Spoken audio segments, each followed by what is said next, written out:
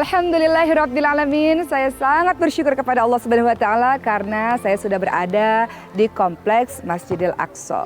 Maha suci Allah yang telah memperjalankan hambanya di suatu malam dari Masjidil Haram ke Masjidil Aqsa. Peristiwa Isra Mi'raj. Peristiwa Isra Mi'raj adalah peristiwa di mana Rasulullah SAW melakukan perjalanan malam Isra dari Masjidil Haram ke Masjidil Aqsa dengan menaiki buraq, sebuah kendaraan berupa hewan yang lebih besar daripada keledai dan lebih kecil daripada bigal.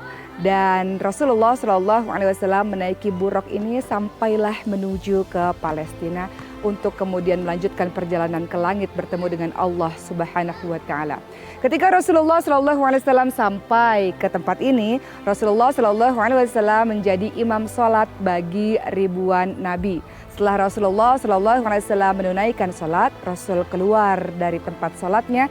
Lalu Rasulullah SAW menaiki buraq dan menuju ke berbagai macam lapisan langit. Rasulullah SAW melanjutkan perjalanannya untuk bertemu dengan Allah Subhanahu wa Ta'ala.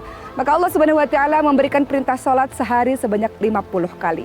Rasulullah SAW turun ke langit kelima dan bertemu dengan Nabi Musa alaihissalam. Nabi Musa alaihissalam meminta kepada Rasulullah untuk meminta kepada Allah agar diturunkan, jangan 50 kali diturunkan karena umatmu tak akan sanggup untuk melakukannya. Maka Rasulullah pun meminta kepada Allah dan akhirnya Allah memerintahkan agar umat Rasulullah SAW menjalankan sholat sehari sebanyak 5 kali. Sahabat yang dimuliakan oleh Allah Subhanahu wa Ta'ala. Kenapa Allah Subhanahu wa Ta'ala tidak membuat Rasulullah langsung saja dari Masjidil Haram menuju ke Sidratul Muntaha? Kenapa Allah meminta Rasulullah SAW singgah sekejap di tempat ini? Karena Allah Subhanahu wa Ta'ala ingin kita memuliakan tempat ini. Selanjutnya saya akan melihat kawasan Dome of the Rock, di mana pada saat itu Rasulullah SAW berpijak dan kemudian menuju ke langit untuk bertemu dengan Allah Subhanahu wa Ta'ala.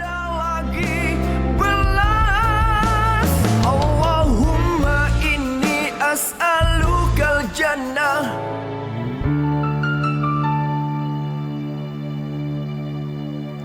Meneruskan cerita tentang tempat-tempat bersejarah di Baitul Maqdis Palestina, saya telah berada di depan Dome of the Rock atau Qubatus Shokhrah. Dome of the Rock atau Qubatus Shokhrah berada dalam kawasan Masjidil Aqsa.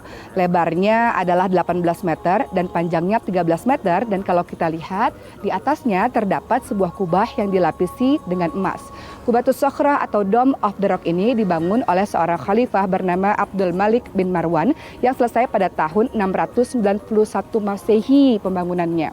Dan di dalam dari Qubatus Shokhrah ini dipercayai oleh sebagian orang terdapat batu pijakan di mana Rasulullah SAW pergi Mi'raj ke Sidratul Muntaha untuk bertemu dengan Allah Subhanahu wa Ta'ala.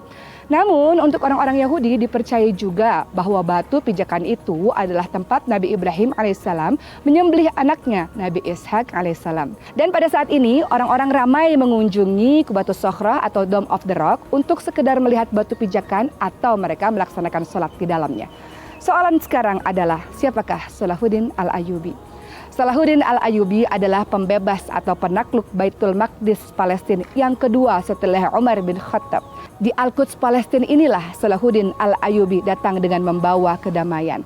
Sampai hari ini, orang-orang Palestina yang sedang dijajah oleh Israel mengatakan, kami merindukan orang-orang seperti Salahuddin Al-Ayyubi untuk menolong kami, untuk membebaskan kami dari penguasa yang kejam.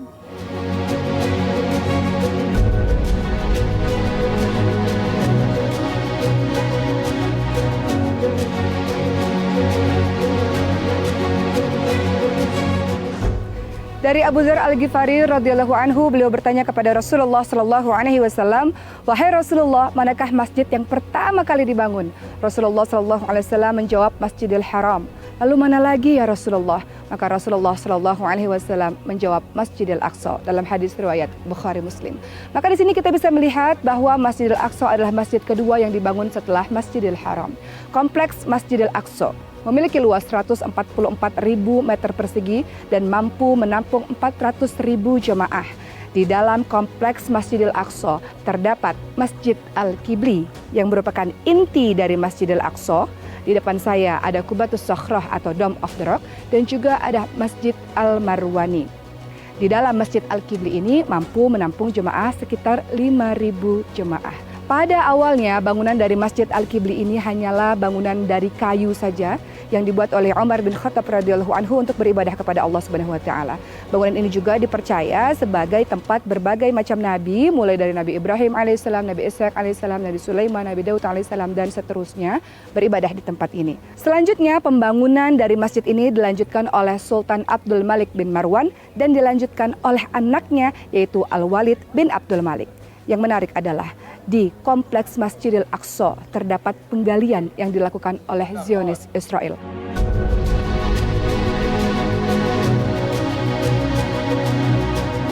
Kompleks Masjidil Aqsa terdiri dari 4 tingkat. Tingkat 4, tingkat yang paling atas adalah Dome of the Rock atau Qubatus Sokhroh. Tingkat 3 di bawahnya adalah Masjid Al-Qibli. Dan tingkat 2 tempat di mana saya berada pada saat ini, di bawah Masjid Al-Qibli, disebut dengan Al-Aqsa Al-Qadim, yaitu Al-Aqsa Lama. Dan tingkat yang paling bawah atau tingkat 1 adalah tempat telaga minyak. Yang menarik di tingkat 2 ini, di bawah Masjid Al-Qibli, kita bisa melihat ada 3 tiang yang dipercayai sebagai tempat di mana Nabi Sulaiman alaihissalam membuat Masjidil Aqsa. Dan kemudian kalau kita lihat sebelah sana, ini juga dipercayai dari cerita ramai orang bahwa tempat ini disebut sebagai mimbar Rasulullah SAW. Masa Rasulullah SAW menjadi imam untuk mengimami ribuan nabi. Adapun yang mengetahui kebenarannya adalah Allah Subhanahu wa taala. Saya menyampaikan cerita ini sebab ramai orang yang percaya bahwa ini adalah mihrab Rasulullah SAW. Sahabat semua, sekarang saya masih berada di bawah tanah di tingkat kedua. Tingkat yang sama dengan Al-Aqsa Al-Qadim, namanya adalah Masjid Al-Marwani.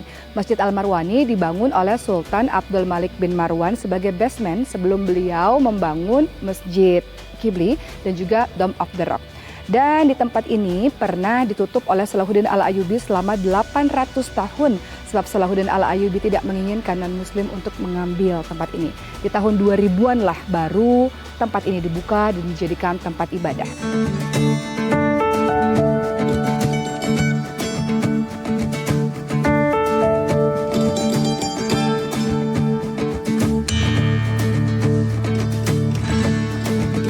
Sahabat semua, di tingkat yang kedua di bawah tanah sama tingkat dengan Masjid Al-Marwani dan Masjid Al-Aqsa Al-Qadim terdapat Masjid Buraq. Dan yang menarik adalah di sini terlihat ada seperti ring yang fungsinya secara tradisi dipercayai bahwa pada masa itu Rasulullah SAW mengikat buruknya sebelum Rasulullah SAW melaksanakan sholat 2 rakaat bersama dengan para nabi dan kemudian Mi'raj untuk bertemu dengan Allah Subhanahu wa taala. Tembok ini dikenali dengan nama tembok buruk dan juga dikenali bagi kaum Yahudi sebagai tembok ratapan karena di balik dari tembok ini kaum Yahudi berdoa dan menangis untuk mengingat dosa-dosa mereka. Adapun semua cerita yang saya sampaikan adalah dipercayai oleh masyarakat setempat, dipercayai secara tradisi dari turun-temurun. Adapun yang tahu kebenarannya hanyalah Allah Subhanahu wa taala.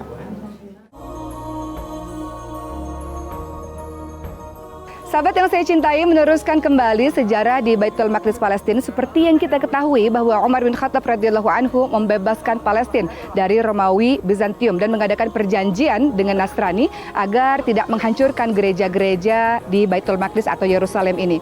Kemudian masa tersebut berlanjut pada kekuasaan Umayyah, kekuasaan Abbasiyah sampai kemudian dinasti Fatimiyah. Pada dinasti Fatimiyah ada seorang khalifah yang bernama Al-Hakim bin Amr Allah yang menghancurkan seluruh gereja-gereja sehingga mengakibatkan terjadinya perang salib. Pada saat itulah tentara Kristen dari Eropa membunuh seluruh orang-orang non-muslim, Muslim dan juga termasuk dengan Yahudi. Namun waktu terus berlalu, waktu terus berjalan sehingga datanglah seorang pahlawan yang bernama Salahuddin Al-Ayyubi yang membebaskan Baitul Maqdis Palestina dan mengizinkan untuk orang-orang Muslim, Nasrani, Yahudi untuk beribadah, untuk tinggal di sini dengan damai. Kemudian masa terus berlanjut, Baitul Maqdis di bawah kekuasaan dinasti Mamluk dan selanjutnya di bawah dinasti Turki Utsmani. Di akhir zaman nanti terjadi kekacauan dan peperangan yang melibatkan seluruh manusia di muka bumi ini. Imam Mahdi datang untuk menyelamatkan kaum muslimin. Imam Mahdi datang agar seluruh manusia kembali kepada iman dan Islam yang hakiki. Pada saat itu umat Islam sangat sedikit. Mereka semua berada di Baitul Maqdis. Di subuh hari, Imam Mahdi hendak memimpin sholat untuk orang-orang Islam. Dan saat itu pula lah Dajjal dan juga para pengikutnya mengepung Imam Mahdi dan orang-orang Islam. Lalu Nabi Isa alaihissalam turun dan menjadi makmum bagi Imam Mahdi. Setelah selesai melaksanakan sholat, Isa alaihissalam kemudian meminta agar dibukakan pintu. Maka terlihatlah Dajjal dan 70.000 pengikutnya yang terdiri dari orang-orang Yahudi yang memegang pedang-pedang. Maka Dajjal pun ketika melihat Nabi Isa alaihissalam menjadi sangat-sangat lemah seperti garam yang mencair di dalam air. Dajjal pun berlari dan Nabi Isa alaihissalam mengejar Dajjal dan membunuhnya di sebuah pintu atau gerbang yang bernama Lut Timur. Disinilah terjadi sebuah hikmah. Kenapa Dajjal tidak mati begitu saja ketika melihat Nabi Isa alaihissalam, melainkan harus dibunuh dulu oleh Nabi Isa alaihissalam agar orang-orang paham bahwa Dajjal sangat lemah. Fitnahnya semuanya adalah sangat luar biasa. Dajjal tidak memiliki kekuatan apapun. Setelah itu yang terjadi adalah semua orang hidup secara damai selama 7 tahun.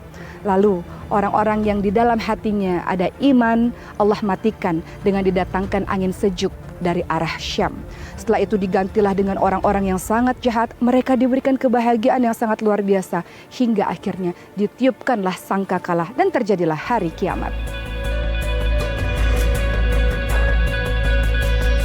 Salah satu tanda kiamat adalah penaklukan Baitul Maqdis. Hal itu dijelaskan dalam hadis riwayat Bukhari.